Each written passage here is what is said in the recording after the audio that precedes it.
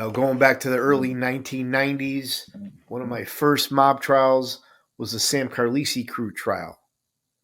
This was a major racketeering case, RICO case. They had him on loan sharking, gambling, arson, taxes. There was 11 defendants. 8 of them went to trial. I had no idea who was who in the courtroom the first few days. It took me a couple days to figure it out. Shortly after Joe Ferrioli was killed, Sam Carlisi took over as the boss of the Chicago outfit. He was the main defendant at this trial. He oversaw a multi-million-dollar gambling operation and a violent extortion crew. He wanted Anthony Jeeves killed. He thought he was going to become an informant, and they charged him with attempted murder as well. Jimmy Marcello was a defendant at this trial as well. He was the underboss of Sam Carlisi, second in command. I remember seeing him eat M&Ms all day long throughout court. He must have went through 4 or 5 bags easy. He did 10, 11 years in jail, kept his mouth shut, came home to his family for a couple months, and then got picked up on the family secrets indictment. Now, third in command in the Sam Carlisi crew was Tony Zizzo. He rose up the ranks with Jimmy Marcello. He was charged with arson. They blew up a competitor's strip club after they warned if they don't take it down, they're going to flatten it. This gentleman disappeared in 2006. He's been MIA since. Some people fear he's been killed by the outfit. I think he took off on the lam. What do you think? Now, another defendant in this trial and a violent enforcer for the Sam Carlisi crew, a notorious debt collector, was Anthony the Hatch Chiaramonte. He would charge 260% interest on his street loans. And little did he know, but one of his victims, Anthony Labarra, a trucking executive, had him on tape where the Hatch was threatening his life. Now, with 8 defendants and many lawyers, it took me a while to figure out who's who in this trial. 2 of the defendants were the Bonavolante brothers, Joe and Frank.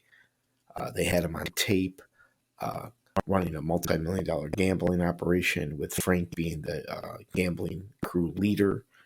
They were using violence to collect money. And then I realized that it was the same family that owned my favorite place, Buona Beef. Now, one of the government's witnesses, Anthony Papp, he got up on the stand and he testified that Frank Bonavolante told him, "Not even God can help you.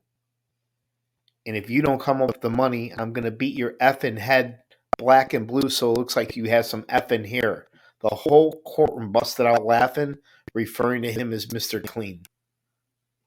Now, here's public enemy number 1 for the Sam Carlisi crew, Mark Vogel. He was the prosecutor in this case.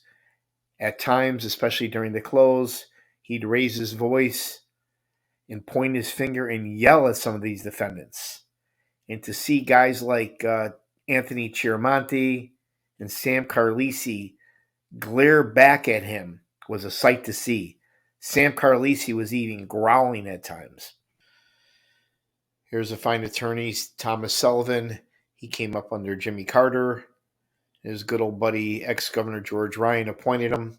He represented Black Sam at this trial, and he made it clear to the jury that Sam was not a boss of the Chicago outfit. He was more just of a courier, and that the government cut a deal with the devil with their witnesses to testify against Sam.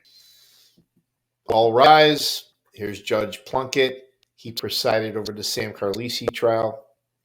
And in the middle of the trial, there was rumors that one of the jurors was approached.